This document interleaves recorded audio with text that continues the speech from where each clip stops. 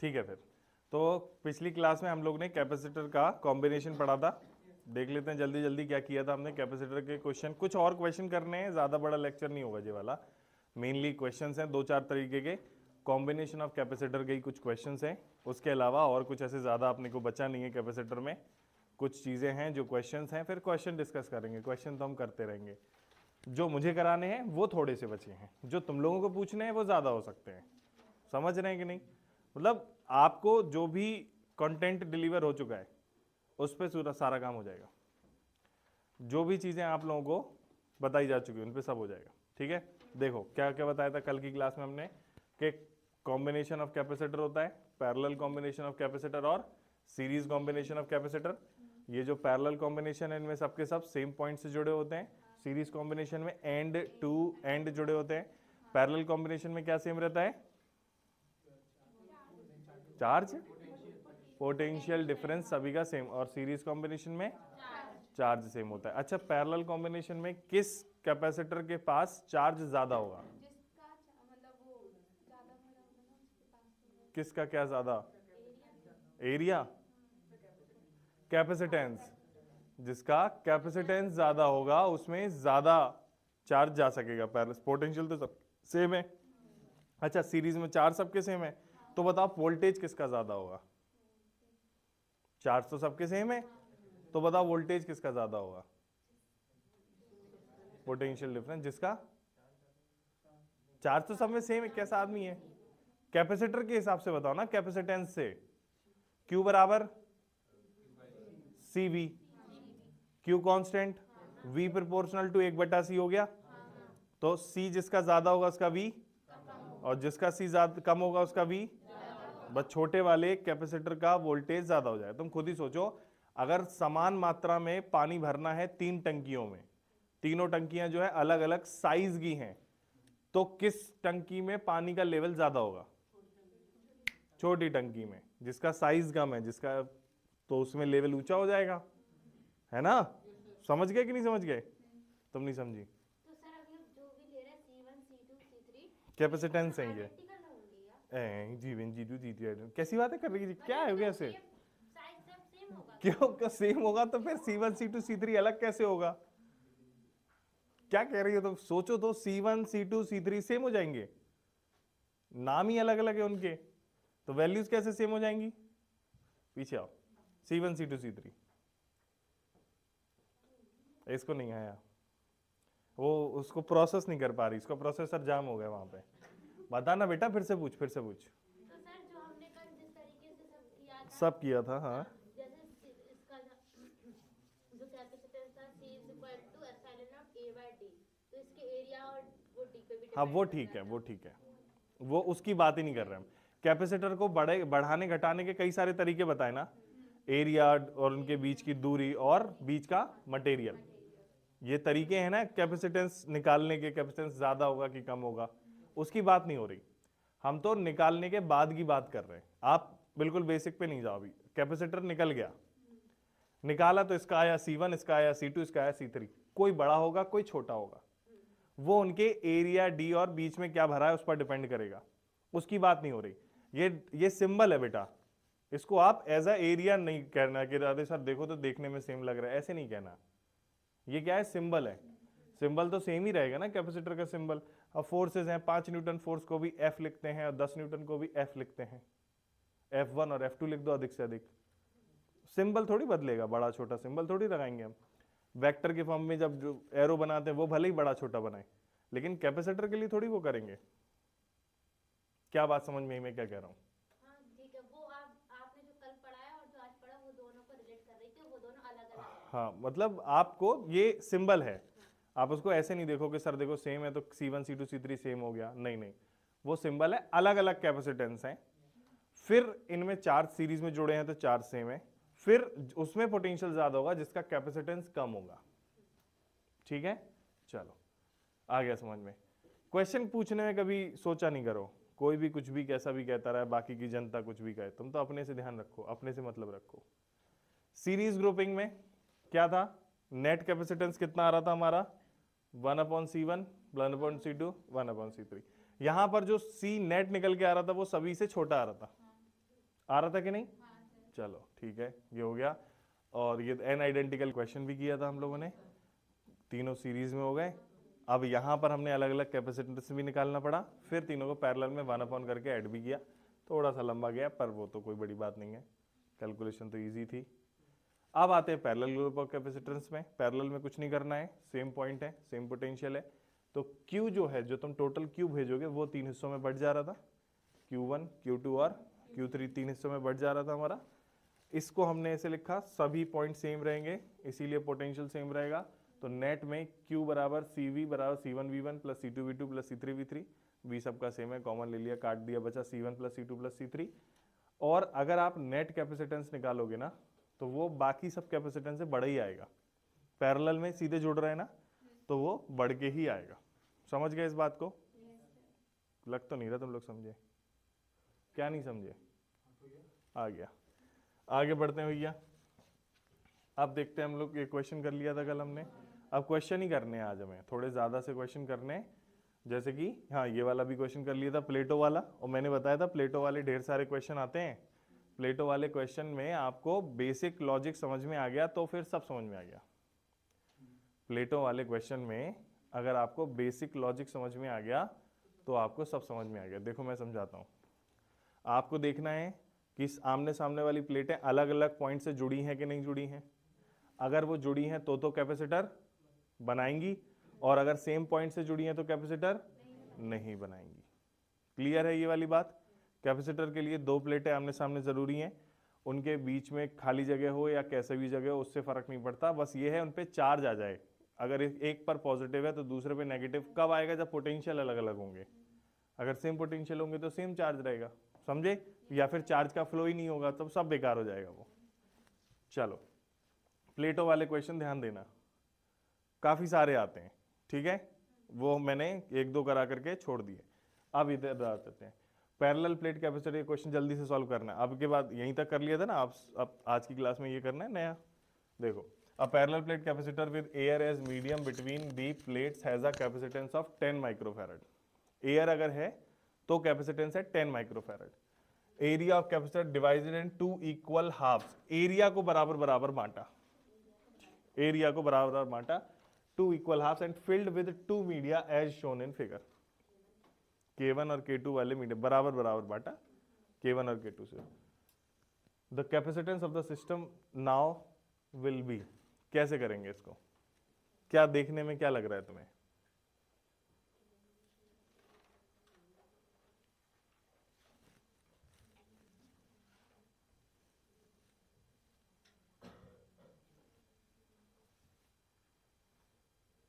जी पीछे आओ, पीछे आओ।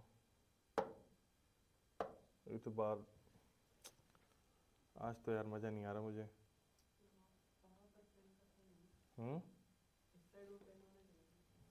इधर नीचे है इसमें।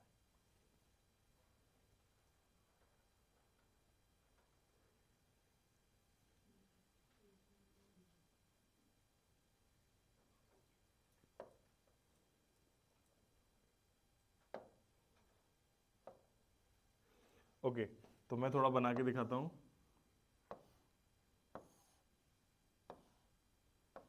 ये एक प्लेट थी, करस्पॉन्डिंगली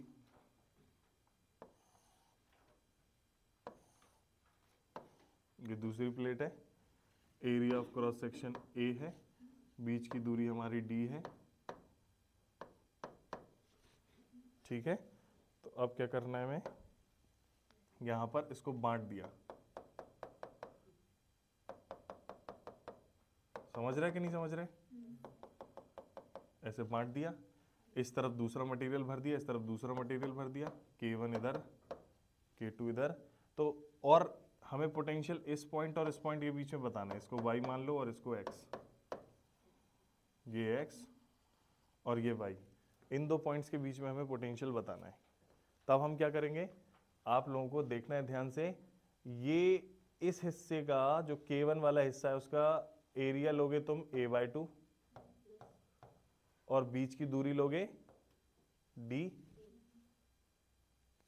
इसका लोगे एरिया और बीच की दूरी D, और इन दोनों को देखोगे तो ये कायदे से सेम पॉइंट से जुड़ी हुई। तो इसका जो मॉडिफाइड डायग्राम बनाओगे जब तुम कैपेसिटर वाले सिंबॉलिक तरीके से, तो आप इसको ऐसे बनाओगे, एक्स वाई, एक कैपेसिटर ये K1 वाला, एक कैपेसिटर K2 वाला, ये ऐसे जुड़ गए। समझे क्या? तो ये कैसे हो गए कॉम्बिनेशन में?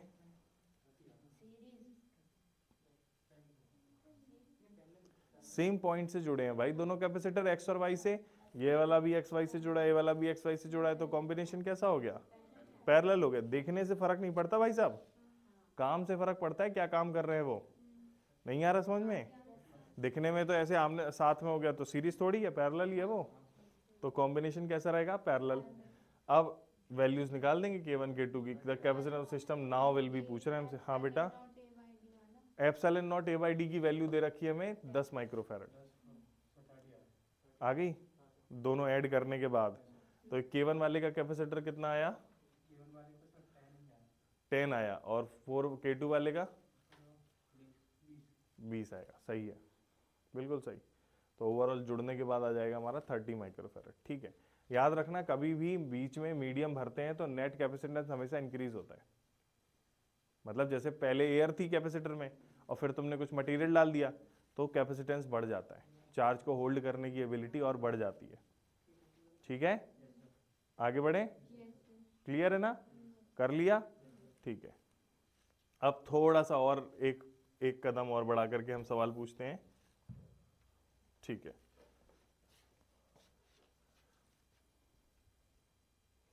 ये वाला सवाल है। यहां पर आपको K1 K2 K3 इस तरीके से दिए हुए हैं, ऐसे में भी बटे हैं और ऐसे में भी बटे हैं, D/2 तो इसका जो अभी मॉडिफाइड डायग्राम बनाया था वो कैसा बनेगा ये सोच लो तो बन गया। ये एक कैपेसिटर हो गया, ये एक कैपेसिटर हो गया, ये दूसरा कैपेसिटर हो गया, ये तीसरा कैपेसिटर हो गया। कैपेसिटर 1 के लिए एरिया लोगे A/2 और बीच की दूरी लोगे, प्लेटों के बीच की दूरी D/2। कैपेसिटर 2 के लिए एरिया लोगे और बीच की दूरी, कैपेसिटर 3 के लिए एरिया लोगे A, पूरा A नहीं लोगे, पूरे में है वो तो, और बीच की दूरी D/2। तो मैं लिखता हूं, वैल्यूज लिखता हूं, अब देखना बताना सही है कि गलत है। तो C1 की वैल्यू कितनी आएगी हमारी? K1 epsilon not A/2 into D/2। बोलो हाँ या ना? तो ये आ गया K1 एप्सिलॉन नॉट A/D। फिर आते हैं C2 पर, क्या आ जाएगा? C2 भी ऐसे ही आ जाएगा, K2 epsilon not A/2 into D/2। 2 से 2 कैंसिल हो गया यहाँ पर, ये बचा K2 एप्सिलॉन नॉट A/D। और जो नीचे मीडियम है हमारा C3, K3 epsilon not, area तो A ही है, बीच की दूरी D/2 है, तो D/2 का 2 ऊपर चला गया, तो इसका ये आ गया। तीनों वैल्यूज निकाल आई, पहली बात हो गई, अपना पहला काम हो गया। अब दूसरे काम में क्या करना है? उनके बीच वो अब उनका एक डायग्राम बनाना है, किस तरीके से वो आपस में कनेक्टेड है वो डायग्राम बनाना है हमें। तो ये और दोनों तो सेम प्लेट से कनेक्टेड है, तो ये दोनों पैरेलल में हो गए और फिर उसके साथ ये सीरीज में हो गए। तो जरा डायग्राम बनाओ, तब तक मैं भी बनाता हूं, मेरे से पहले बना के दिखाओ। यहां पर ये पॉइंट हमने x ले लिया, लास्ट का पॉइंट हमने y ले लिया। जो C कैपेसिटर है C1 वो ऐसे में लेटा है, C2 ऐसे में है, ये दोनों आप एक ही प्लेट के दो हिस्से हैं, तो बेसिकली पैरेलल में हो गए। फिर उसके बाद आगे बट गया, जो बीच की लेंथ है वो बट गई, तो सीरीज में आ गए। ये C3 हो गया, C1 C2 पैरेलल, C3 के साथ सीरीज में। समझ गया कि नहीं समझ गए? Same capacitance C in this capacitor, then its dielectric constant K is given by। तो हमें इसका क्या है? डाइलेक्ट्रिक कांस्टेंट K देना है। एक सेकेंड, क्वेश्चन थोड़ा सा पढ़ना पड़ेगा। पहले तो हमने इसका नेट कैपेसिटेंस निकालने के लिए व्यवस्था बनाई, क्वेश्चन में इसी पर बेस्ड क्वेश्चन है। या तो आपको डायरेक्ट इसका नेट कैपेसिटेंस पूछ सकता था, अभी थोड़ा सा एक कदम घुमा के दिया। उन्होंने कहा parallel plate capacitor of area A, plate separation D and capacitance C filled with 3 different dielectric materials having dielectric constant K1 K2 K3 as shown. ठीक, if a single dielectric material to be used, एक ही मतलब कोई नहीं, एक random, इन तीनों में से कोई एक नहीं, इनके अलावा, हाँ। If a single dielectric material is to be used to have the same capacitance C in this capacitor, मतलब इन तीनों को जोड़ने के बाद जो कैपेसिटेंस आएगा उसको लिखेंगे हम सी, वो सी वही आए उसकी वजह से भी, और जबकि केवल एक पूरे में भरा है। मतलब जो एक दूसरा आएगा, उसका कैपेसिटेंस भी सी रहेगा। सी रहेगा, जैसे इसका सी है उसका भी सी ही रहेगा। समझ में आया कि नहीं आया? तो जो दूसरा कैपेसिटर है उसका कैपेसिटेंस क्या हो गया, सी इज इक्वल्स टू अकेला के epsilon not a by D. तो हमें कुछ नहीं करना, इसका नेट निकाल लो और इसके बराबर रख दो, epsilon not A D common लेके कटेगा ही कटेगा, के की वैल्यू कुछ आ जाएगी K1 K2 K3 के टर्म्स में, वो निकाल दो बस। के की वैल्यू आ जाएगी K1 K2 K3 के टर्म्स में, वो निकाल दो। जल्दी करो, जल्दी, टाइम है तो बस जल्दी करो, 2 मिनट का टाइम है। ये पैरेलल में C1 प्लस C2 हो जाएगा, निकालो C1 प्लस C2 कितना आ रहा है, ये आ रहा है epsilon not a upon D common bracket के अंदर K1 प्लस K2, ठीक है। और फिर वो C3 के साथ सीरीज में है तो 1 अपॉन करके करेंगे। तुमने बेटा अपने बर्थडे में चॉकलेट पे निपटा दिया, पार्टी वार्टी नहीं दे रही हो हैं बेचारे। जे देखो सब बच्चों के चेहरे देखो कितने उदास हैं, जे देख मोड़ियाँ सोच रही हमें भी पार्टी में बुलाएंगे, सब लड़के सोच रहे पार्टी होगी, ग्रैंड पार्टी, उधर पीछे खड़े होकर डांस होगा डिक चिक डिक चिक, जे पार्टी में नहीं बुला रही।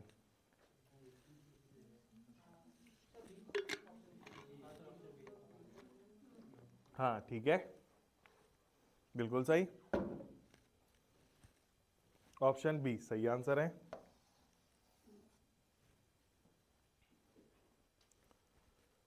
तुम्हें जनता जवाब मांग रही है, पार्टी के पार्टी दो, ले काय की पार्टी। आज पैदा हुई थी तुम, पैदा हुई कि नहीं हुई, फिर पैदा हुई, इनको इधर धरती पे रहने को मिल रहा है, इसका तुम्हें वो नहीं चुकाना पड़ेगा, लोगों को धन्यवाद नहीं करना पड़ेगा बाकी लोगों को कि तुमने हमें रहने दिया 1 साल और, तब भी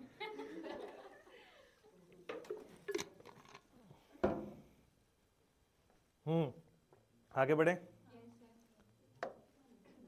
ओके यहां पर आ जाते हैं। In the figure a capacitor is filled with dielectrics the resultant, ये बात तो बड़ा सिंपल सा दिख रहा है मुझे, इसका बस रिजल्टेंट डायग्राम बना दो तुम तो कर लोगे मेरे हिसाब से। फिर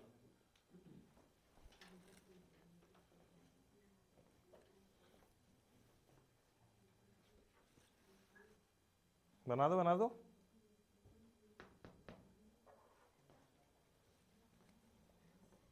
इसका बस रिजल्टेंट डायग्राम बना दो, बस हो गया काम।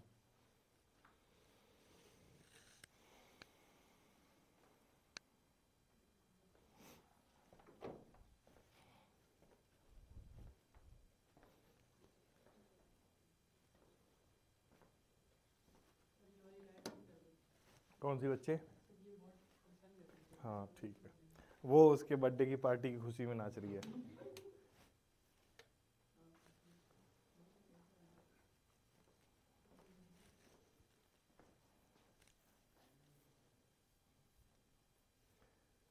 तो तुम लोग केक भी तो नहीं लाए इसके लिए? अभी तो क्लासेस चल रही है ना, उसके बाद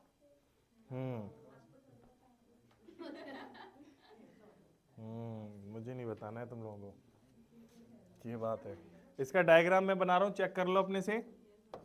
ऊपर वाले पॉइंट को मैं एक्स बोल रहा हूँ, नीचे वाले पॉइंट्स को तो हमेशा ध्यान रखा करो, पॉइंट्स ही सब कुछ है, पॉइंट्स पर ही तो हम बैटरी वगैरह को जोड़ते हैं। तो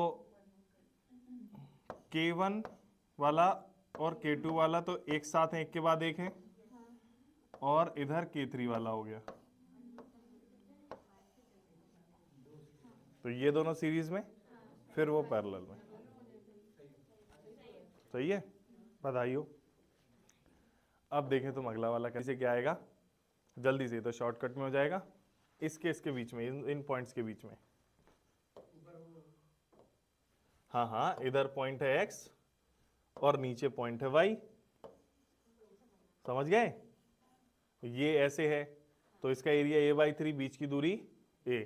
मटेरियल भले ही कुछ नहीं है लेकिन इस इतने हिस्से तक का कैपेसिटेंस आएगा C1 अलग, इतने हिस्से का कैपेसिटेंस आएगा अलग, और इतने हिस्से का कैपेसिटेंस आएगा, और ये तीनों कैसे होंगे? Are you sure? Same plate से जुड़े हैं बेटा, सेम पॉइंट से जुड़े हैं, एक भी सीरीज में नहीं होगा बेटा, सब पैरेलल हैं। सेम पॉइंट से नहीं जुड़ा, ये वाला भी इसका भी जाकर के इसी पॉइंट से, ये भी इसी पॉइंट से, ये भी इसी पॉइंट से, तीनों नीचे के सेम पॉइंट, तो दो पॉइंट्स के बीच में ही तो है। सीरीज एक के बाद एक होता है तब आता है, पैरेलल में सेम पॉइंट से जुड़े होते हैं। समझ में आया कि नहीं? तीनों कैसे हैं? पैरेलल में। आ गया समझ में? कर लोगे क्या? इसका कैपेसिटेंस C1 कितना लिखोगे? Epsilon not a/3 a। C2 क्या लिखोगे? Epsilon not a/3 a plus b, b नहीं लिखेंगे तो टोटल, और यहां पर एप्सिलॉन नॉट, बस ठीक है, ठीक है, शाबाश। आगे बढ़ जाएं? ठीक है, कर लेंगे अब तो। फिर आते हैं हम लोग, कुछ इनफाइनाइट वाले क्वेश्चन है, ठीक है। ये इनफाइनाइट वाला क्वेश्चन अपना जीपी बनेगा। देखो ये सब कैसे हैं? पैरेलल में। अब लेकिन जो जो पैरेलल में है वो चेंज हो रहा है, तो इसका सी ही है, इसका कितना हो जाएगा? Are you sure? सीरीज में, हाँ, C/n होता है, तो C/2, इसका इसका इसका डबल हो रहा है ना, ठीक। अब ये सभी के सभी कैसे हैं भाई लोग? कैसे हैं सब के सब? पैरेलल में। पैरेलल में C नेट कितना आता है? C1 plus C2 plus C3, तो C plus C/2 plus plus plus, समझ गए ना? एंड कहां तक जा रही है ये कहानी? इनफाइनाइट तक। क्या कॉमन आ गया? 1 प्लस 1/2, 1/4, 1/16, इंफिनिटी।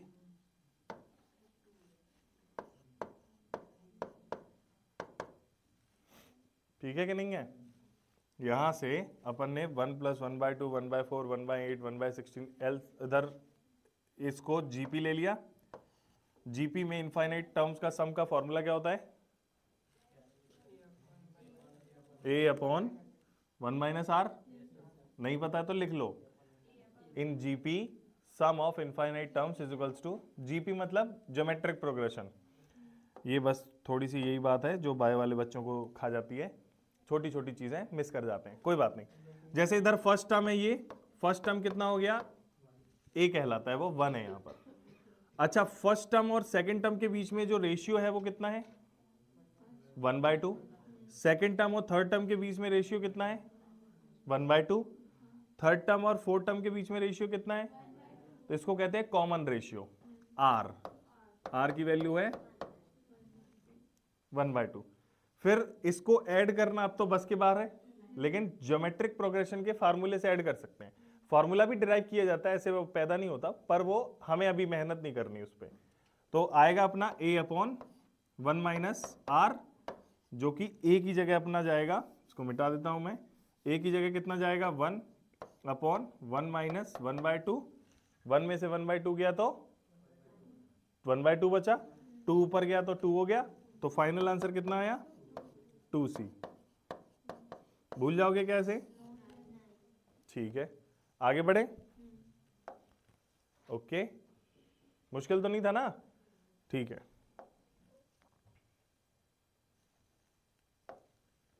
पेज क्यों छोड़े मैंने? हाँ, ये एक इन्फिनिटी वाला है, इसमें क्या है?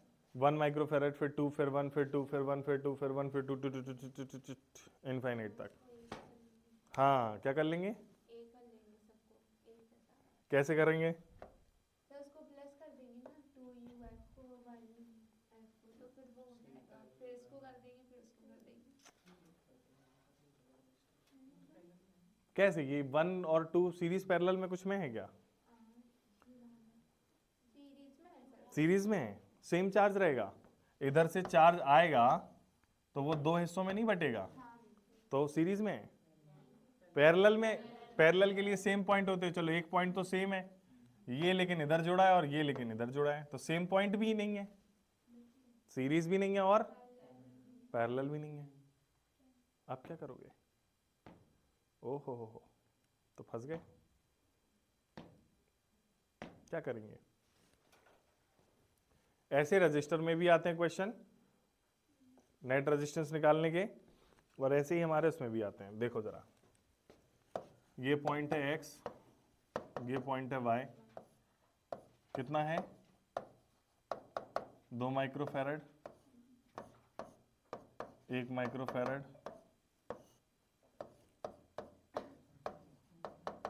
2 माइक्रोफैरड,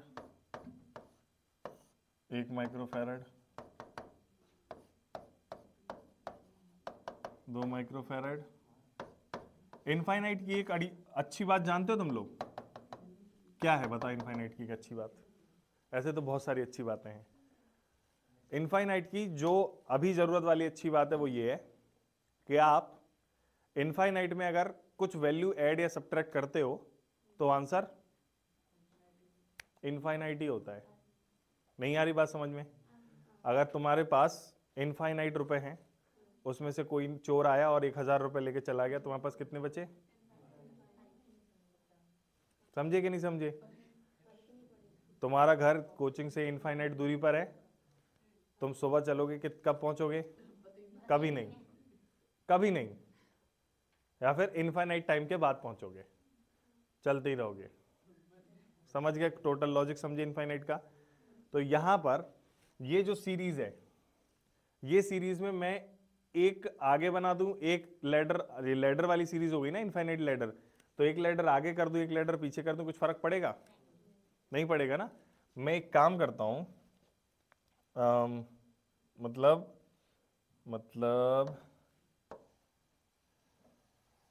इसको अगर मैं लेके इधर अलग कर दूं तो इतने का जो नेट कैपेसिटेंस है वो पहले जितना ही रहेगा ना।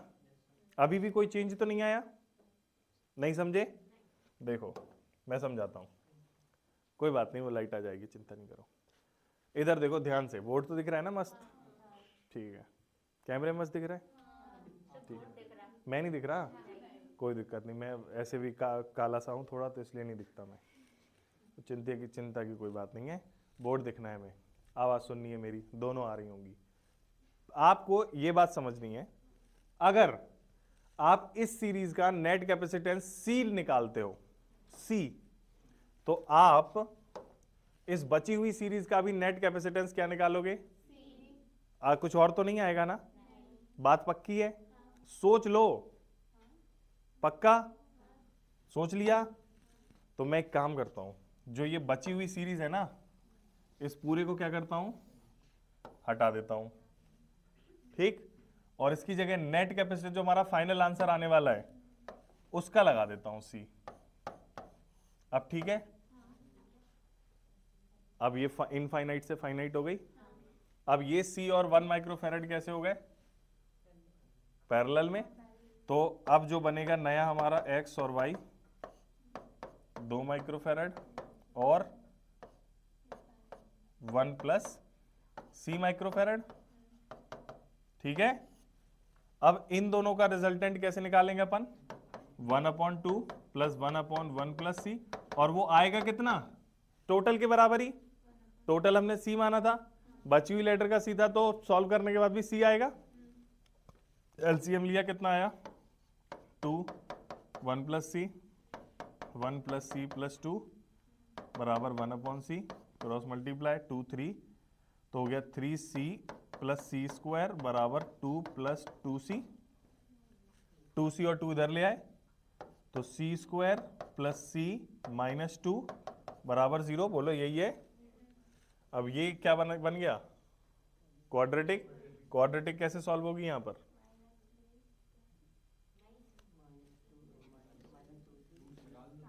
हाँ, तो c के रूट जो आएंगे हमारे -b यानी कि माइनस बी यानी कि -1, बी की जगह कितना है +1, ए की जगह कितना है +1, सी की जगह कितना है ax² प्लस bx प्लस सी बराबर 0 से कंपेयर करोगे तो a की जगह c है, b की जगह a की जगह 1 है,